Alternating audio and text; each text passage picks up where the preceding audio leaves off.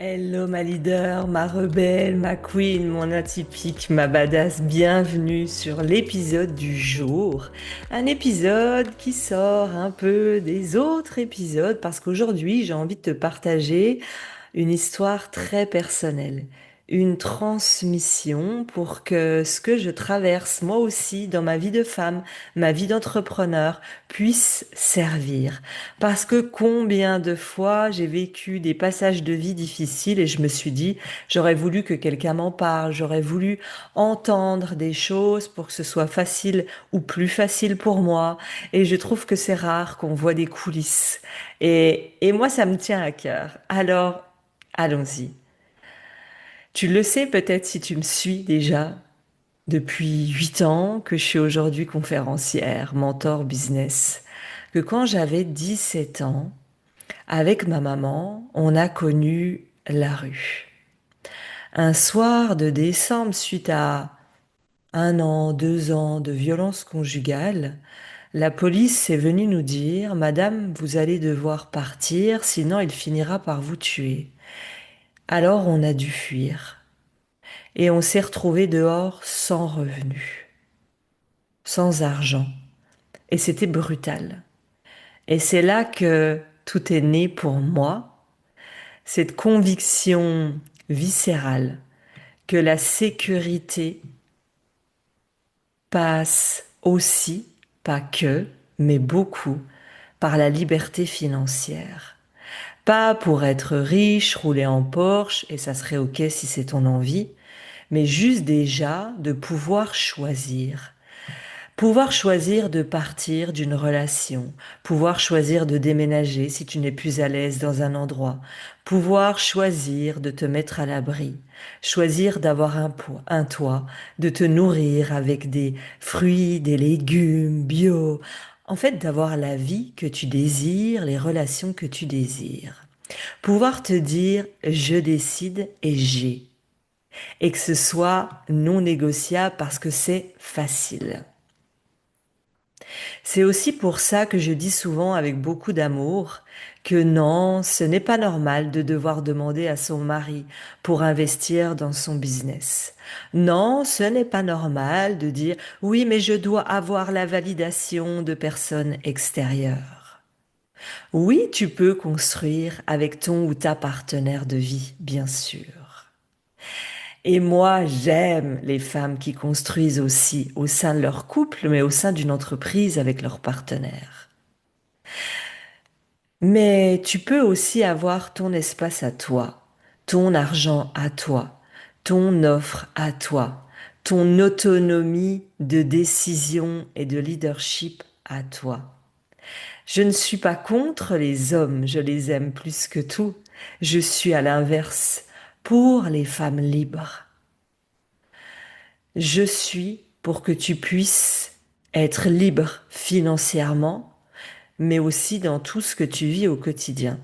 Et cette quête-là, bah, je l'ai portée dans ma chair jusqu'à aujourd'hui. Et je voulais, il y a 2 ans de ça, je me suis dit, je veux avoir ma maison. Parce que avant, j'étais en appartement.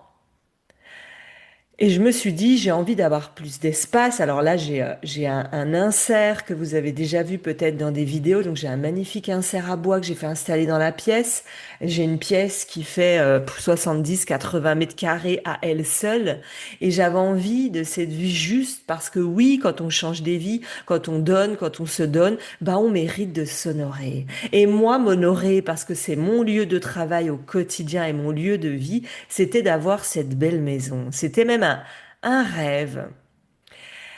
Et quand je me suis séparée d'une précédente relation, j'ai été entre-temps 2 ou 3 ans en location, le temps de trouver ce qui était mon rêve. Et là, je ressentais profondément que je voulais investir, je voulais réinvestir, parce que j'en suis à mon 4e achat immobilier. De mon côté, mais c'est pas une obligation. Moi, j'ai pas envie de jeter mon argent par les fenêtres. Je veux construire, construire ma sécurité financière, mon patrimoine pour les années à venir. Et pourtant, quand tu es entrepreneur, tout le monde te dit que ça sera compliqué, qu'il faut au moins 3 bilans, qu'il faut rentrer dans certaines cases. Je ne parle même pas de tous les avis extérieurs qui te disent quand tu souhaites investir que c'est pas le bon moment et que tu devrais y réfléchir à plusieurs fois. Parce que tu sais, c'est quand même moins de tracas d'être en location. Je me souviens aussi de ma maman qui m'appelait régulièrement pendant mes visites en me disant, tu sais, j'ai entendu aux informations que c'était pas le bon moment parce que... Et 3 jours après, qui me rappelait en me disant, ah, mais tu sais que j'ai entendu que les taux baissaient et c'est le bon moment. Je l'ai pas entendu que d'elle, ça pullule sur les réseaux sociaux, ces avis extérieurs de ce n'est pas le bon moment ou c'est le bon moment.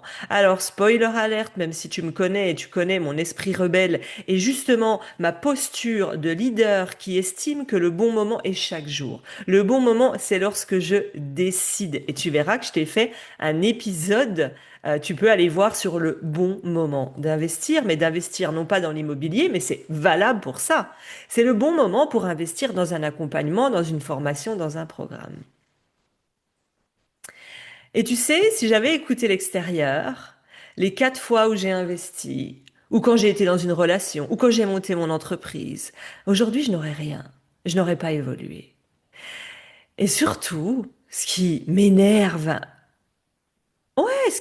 à un point assez important, c'est que bordel, on est venu là pour vivre, on est venu là pour expérimenter. On est venu là pour goûter. On est venu là pour semer, pour planter, pour créer. On est venu là pour vivre, pour expérimenter et incarner. Pas pour qu'on attende des validations extérieures ou des pancartes lumineuses qui nous disent c'est le bon moment ou oh non, n'y va pas, danger. Pourquoi es-tu venu sur Terre? Demande-toi. Pour être dans le contrôle? Dans le je dois pas? C'est pas le bon moment? C'est trop cher? C'est trop haut? C'est trop grand? Tu es là dans le trop ou tu es là dans je suis exactement à la bonne place et je suis déjà la femme leader, entrepreneur que je désire devenir dans les 10 ans. Et ce que je désire créer dans les 10 ans se construit, se plante et se sème aujourd'hui. Tu sèmes des petites graines, tu obtiendras dans 1 an ou dans 2 ans des petites graines.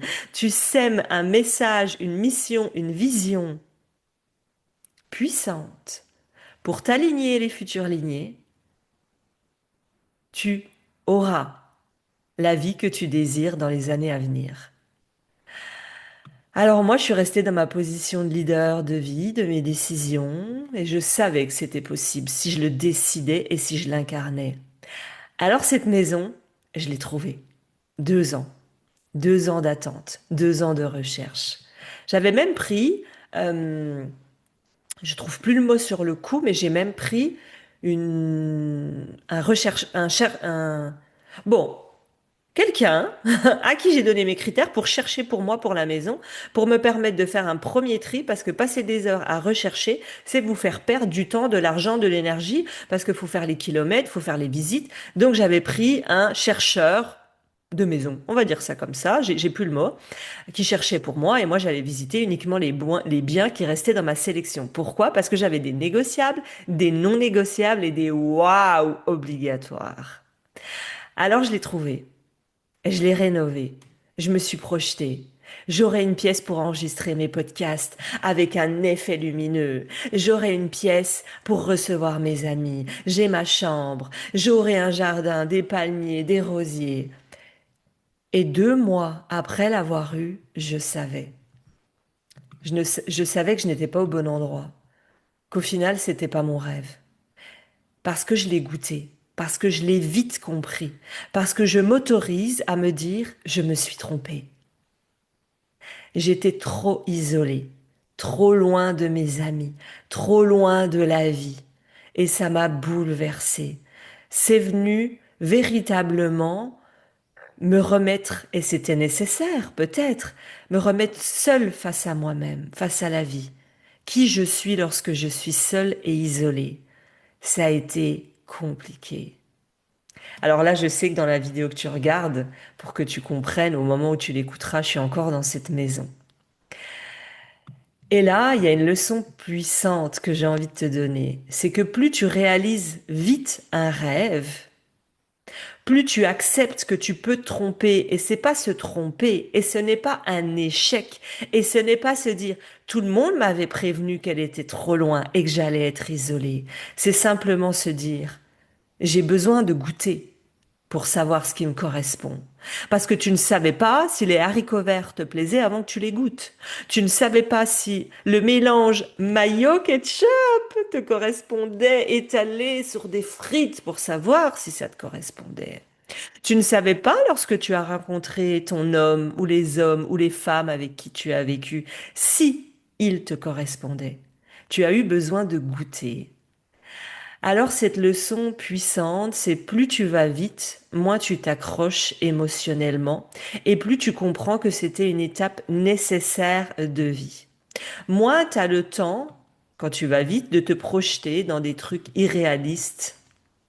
C'est la même chose avec ton offre, avec ton programme idéal. Si tu mets 1 an, 2 ans, 3 ans avant de la sortir, que tu la travailles, que tu la peaufines, que tu y mets ton cœur, ton âme, tu y mets déjà énormément d'affect. Et si ça ne marche pas ou si ça ne te correspond plus, tu n'oseras pas la lâcher. Tu vas t'y accrocher jusqu'à te faire mal. Et j'ai vu beaucoup d'entrepreneurs et moi-même s'accrocher à se faire mal. Oui, mais tu sais, cette offre-là. Oui, mais tu sais, mes challenges faits de cette façon. Oui, mais tu sais, ces messages, cette cliente, c'est ce qui m'a permis de vivre pendant des années de mon business. C'est ce qui m'a rapporté 80% de mon premier million. Alors je me suis accrochée trop souvent à des relations, à des discussions, à des offres, à des modèles de vente qui n'étaient plus justes parce que moi j'évoluais, mais je restais accrochée à des choses qui me retenaient. Alors j'ai décidé de vendre. Je voulais, dans les premières leçons que je vais te donner, mais tu vas voir que je fais à chaque fois des rapports avec le business, je me suis dit je vais vendre. Et là, encore une fois, tout le monde est venu me dire c'est une folie. Combien tu as investi dedans? Tu viens de l'acheter il y a à peine 2 ans, donc je l'ai mis en vente au bout d'1 an. Et tout le monde m'a dit, mais attends, ça va passer, mais attends, ça ira mieux, mais attends, tu vas trouver des solutions, mais attends, quoi? La vie avance. Si je sens que mon appel n'est pas ici, je pars. Le banquier m'a même dit, mais vous vous rendez compte, vous allez perdre énormément d'argent. Tout le monde m'a dit, attention. Je me suis décidée à vendre et puis l'erreur que j'ai fait, c'est que je voulais absolument récupérer ce que j'avais investi. Mauvaise idée. J'étais bloquée. Pas d'acheteur. Je ne comprenais pas pourquoi. Jusqu'au jour où j'ai travaillé une séance avec une énergéticienne sur ce sujet précis, où j'ai compris que j'avais peur de vendre. Pourtant, mentalement, émotionnellement, c'était mon désir le plus profond. Mais elle m'a posé une question en me disant, si demain je t'amène un acheteur, comment tu te sens? Et là, j'ai senti que c'était atroce et que j'étais pas prête. Et tu sais, ce qui m'a bloqué, c'est où est-ce que je vais aller vivre? Comment est-ce que je vais finir? J'avais galéré pendant 2 ans pour trouver ce bien qui correspondait à ce que je désirais. Je suis exigeante dans mes relations, dans mes investissements, avec mes clientes et je l'assume. Parce que je veux le meilleur pour moi-même et pour mes clientes. Je veux du calme, je veux de la nature, je veux une pièce grande et lumineuse. Et dans la location, on me demande et on vous demande souvent, est-ce que vous avez des garants, un contrat, un CDI? Et en gros, ils veulent un profil rassurant selon eux. Pas une entrepreneur comme moi, avec zéro garant. Parce que oui, moi, j'ai pas de garant, j'ai pas de contrat, j'ai pas de CDI.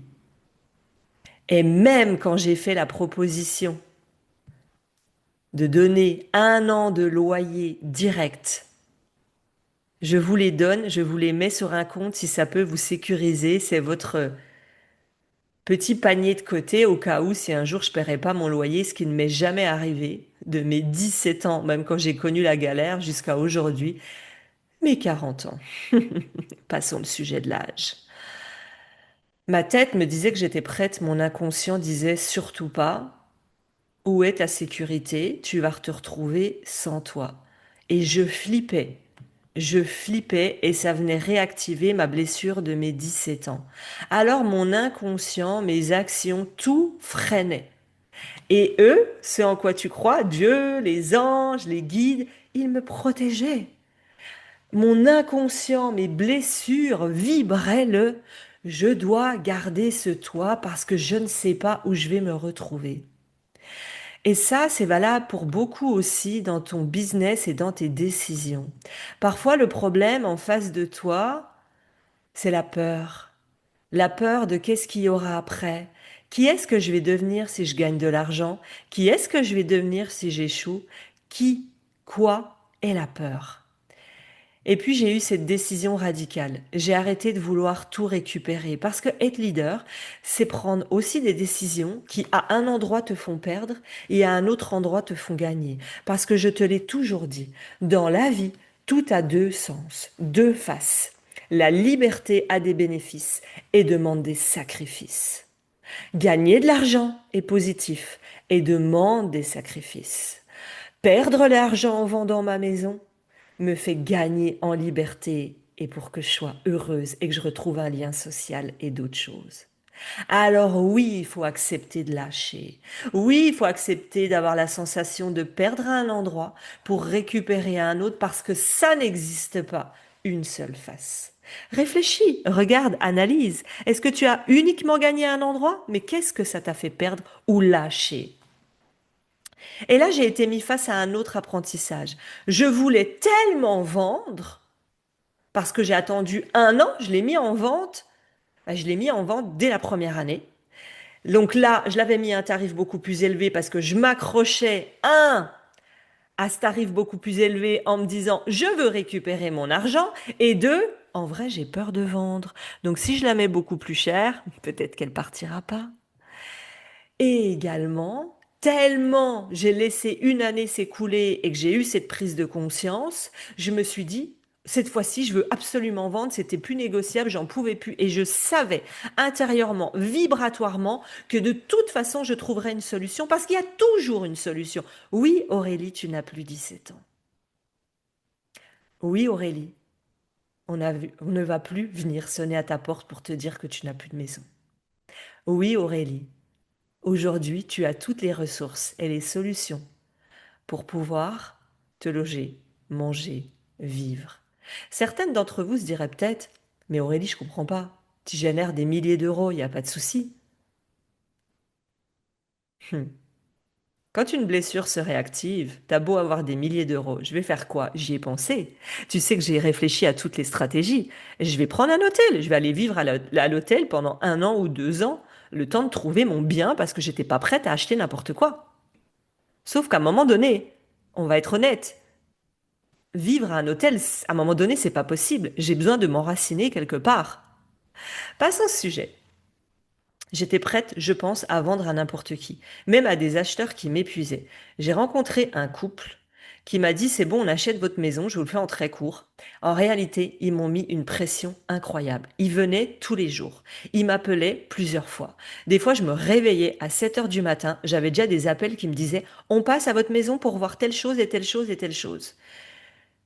Il me mettait une pression. J'en venais vraiment à partir de ma maison en me disant je veux pas qu'ils viennent quoi. Et je me souviens encore que mes voisins, ça a été très drôle, c'est qu'un jour je suis allée acheter une pizza dans mon village et j'allais même tellement je voulais vendre, j'avais réalisé une offre de vente, un prospectus qu'on mettait sur les pizzas, parce qu'aujourd'hui, on est dans une ville où les gens sont beaucoup plus connectés à la vie, à l'humain, aux magasins, aux échanges qu'à l'Internet. Et je me suis dit, OK, renouvelle-toi, parce que moi, j'avais tout fait sur Internet. Et je me suis renouvelée, et j'en ai mis, et je voyais ces flyers qui étaient partout, et j'ai vraiment tout donné pour vendre. Passons. Et là, avec ces acheteurs, c'était difficile. Et je me souviens de mes voisins qui me disent, ah, ça y est, tu as vendu? Et je dis non, pourquoi? Ils me disent, Déjà, au début, quand j'étais allée au camion de pizza, je reprends l'ordre, je me souviens d'avoir rencontré la jeune femme donc, qui faisait les pizzas, puis elle me dit, ah, mais c'est vous, parce que quand elle a vu mes flyers, elle me dit, mais c'est vous qui habitez à côté de madame. Et je lui dis oui.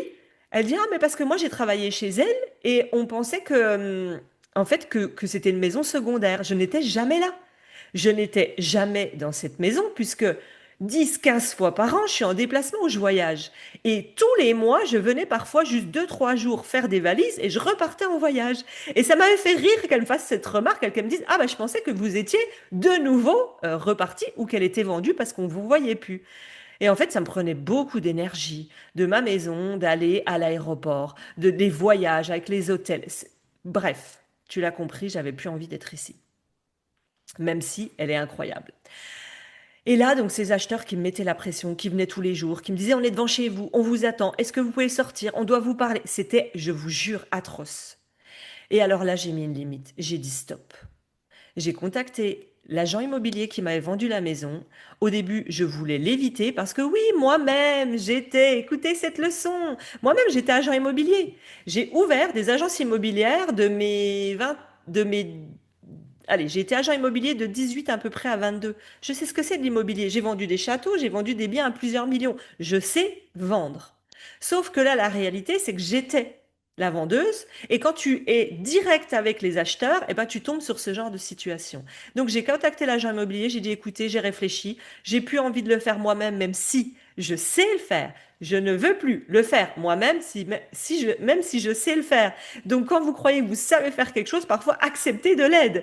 Et là, je lui ai dit, bah écoute, j'aurai une commission en plus qui partira, mais tant pis, je lâche encore plus l'argent, encore plus le contrôle. Et dans les 3 jours qui suivaient, j'ai eu des acheteurs alignés, simples, clairs. Ils ont dit, on prend sans chipoter, c'était fluide. Et là encore, parfois, quand tu dois lâcher le contrôle pour que ça fonctionne, bah tu dois, je répète, oser perdre pour gagner en paix. Alors aujourd'hui, je sais que cette maison, ce n'était pas ce qu'il me fallait, mais que c'était un apprentissage. La réalité, aujourd'hui, dans ma vie, j'ai besoin d'un appartement, d'un lieu plus simple, d'un lieu avec moins d'entretien, moins d'espace vert à gérer, plus de liens sociaux, moins de ménage, moins de bois à couper pour l'insert à bois. Et c'est OK. Parce que je ne suis pas attachée au passé. Je suis tournée vers le futur. Ce que j'ai investi, ben c'est fait, c'est acté. Maintenant, je regarde où je vais. Et si je peux te laisser une chose avec laquelle repartir aujourd'hui, c'est va vite dans tes rêves, goûte vite, expérimente le plus possible pour savoir ce qui te correspond et sois prête à les déconstruire aussi vite. Ce n'est pas parce que tu vis un échec que c'est un échec, c'est une mise à jour. Ce que tu perds maintenant, tu vas le regagner ailleurs. Et surtout, ne reste pas là où tu ne te sens pas bien, dans une relation, un bien, une équipe, juste parce que tu as trop donné de temps, d'énergie, d'argent. Tu n'es pas ce que tu as construit. Tu es ce que tu choisis de vivre chaque jour. Et tu sais ce qui est fou? C'est que souvent, quand tu es face à une insécurité, c'est là que tu te révèles le plus. C'est justement l'insécurité qui active ton feu intérieur. Moi, dès que j'ai senti que la vente allait se faire, voire même, je crois, depuis que je l'ai mis en vente, ça s'est vendu en 3 mois, je dirais, de mémoire. Je n'avais même pas encore signé que je me suis déjà mise immédiatement en mouvement. Et j'ai pas négocié avec moi-même en disant j'ai peur d'être à la rue, donc je suis prête à accepter d'acheter un bien en attendant. Non, non, non, non. J'ai pris mon ordinateur. J'ai dressé la liste des waouh obligatoires. Waouh!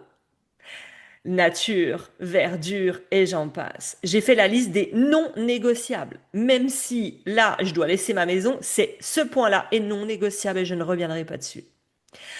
Et j'ai écrit noir sur blanc ce que je voulais, j'ai contacté des agents, j'ai envoyé des messages, j'ai cherché, j'avais un créneau dans mon agenda. Autre apprentissage, quand on désire mettre quelque chose en place de différent, on met un créneau. C'est pas aléatoire, c'est structuré, c'est organisé. J'avais un créneau tous les jours où je faisais des recherches de mon côté, en plus de mon rechercheur d'appartement et en plus des agences. Je me suis donné tous les moyens possibles et inimaginables pour trouver le lieu dans lequel je désirais l'envie de m'enraciner de nouveau pendant quelques mois, quelques années. Et malgré cette peur sourde de me retrouver sans rien, j'ai tenu bon. J'ai refusé tous les biens qui vibraient pas, ceux que je chantais que j'allais devoir encore composer, m'adapter. Je voulais de l'évidence. Et tu sais quoi? Une semaine après que les acheteurs de ma maison disent oui, je tombe sur le bien qui coche toutes les cases.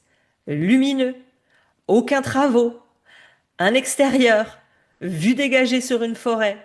Hmm. Et là, le petit clin d'œil de l'univers, le nom de la rue.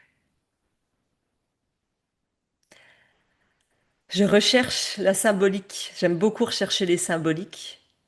Et là, c'est aligné, c'est vibrant. Comme si la vie me disait, c'est là. Tu as bien fait de lâcher. Et ça me touche quand je le dis. T'as bien fait de lâcher parce que tu l'as trouvé. Et puis peut-être que je te tournerai une autre vidéo dans 2 ans, dans 3 ans, qui te dira que je change de nouveau. J'en suis à mon 19e déménagement. Alors je connais ça. Parce que quand on me dit mais comment c'est possible, t'es instable. Quand j'ai fait de l'immobilier, de la coiffure, monter des agences, monter des salons, monter ma boîte, on me disait t'es instable. En fait, je suis pas instable. Je suis une femme qui suit ses tripes. Je suis une femme qui suit l'appel de son âme. Je suis une femme qui accepte de perdre pour gagner. Je suis une femme qui se dit qu'elle mérite d'être au bon endroit, dans les bonnes relations, au bon moment. Je me souviens de ce moment précisément où j'étais en voiture et j'ai dû m'arrêter. J'étais submergée d'émotions, de gratitude de l'avoir trouvé, de ce sentiment immense que parfois tout s'enchaîne exactement de la bonne façon, lorsque tu acceptes de laisser partir ce qui n'est plus. Alors si tu es dans un moment de flou, d'hésitation, de désalignement, n'oublie pas que ce n'est pas une fin, c'est juste un recalibrage et une mise à jour. J'ai envie de te partager quelque chose parce que mon appel de l'âme, j'ai envie de te le partager. J'avais trouvé ce bien, mais je m'étais dit, il me reste encore à peu près 2 semaines, 3 semaines pour tomber en même temps que moi, mon désir ultime, non négociable, je l'ai posé dès le début. C'est au moment où je libère ma maison pour la vente, j'emménage la même semaine dans mon nouvel appartement et j'avais posé une intention très claire. Je voulais pas passer 2 mois à l'extérieur dans un hôtel, dans un Airbnb et j'en passe. J'avais posé mon intention, c'était non négociable. Donc, quand j'ai trouvé cet appartement, je me suis dit, c'est lui. Mais je ne me suis pas fermée aux opportunités. Je me suis dit, tiens, pour être dans les délais, je vais me laisser encore une quinzaine de jours pour voir ce qui se fait sur le marché. Et après, je prends une décision claire et nette. Et là, je me souviens qu'on était en voiture avec un ami. Je devais visiter un bien, un nouveau bien que je n'avais jamais vu, que j'avais vu, qui m'attirait de loin, mais je l'avais jamais vu. Et dans la même ville, il y avait l'appartement que je désirais, que j'avais déjà vu, déjà visité. Je l'avais déjà visité avec mon ami et je lui dis, écoute, ce que je te propose, vu qu'on retourne dans la ville, on va voir le premier bien que j'ai jamais vu, puis ensuite on va se balader dans le secteur de l'autre bien pour voir un petit peu, pour s'immerger. Ok, et là on est en voiture et d'un coup, je ressens un appel de l'âme. Et je dis, écoutez-moi, je désire aujourd'hui, à cet instant, que vous me donniez un message extrêmement clair. Clair, pas ambigu, pas qui me laisse le doute, que je suis exactement faite pour cet appartement, donc celui qui me plaisait. Je veux un message très clair. Et je fais ma demande. Mon ami qui n'est pas là-dedans me regarde en se disant, elle est vraiment timbrée. Je le savais, mais pas à ce point-là. Je vous jure que dans les 3 minutes qui suivent, je reçois un texto. La dame de la première maison me dit, excusez-moi, On était dimanche, en plus un dimanche. Elle me dit, excusez-moi, je vais être en retard. J'ai été en retard avec les enfants, je serai là que dans une vingtaine de minutes. Moi, je lui dis, ok, c'est ok, pas de souci, je viendrai pour telle heure. Et je dis à mon ami, bah, quitte à faire, on est là. C'est à 2-3 kilomètres, viens, on fait l'inverse. On va voir le bien que j'ai choisi et ensuite on voit l'autre. J'arrive dans ma rue. Mon immeuble est ici. Je ralentis pour lui dire, ah tiens, t'as vu, il y a un parking, il y a ça, et je suis au milieu de la route.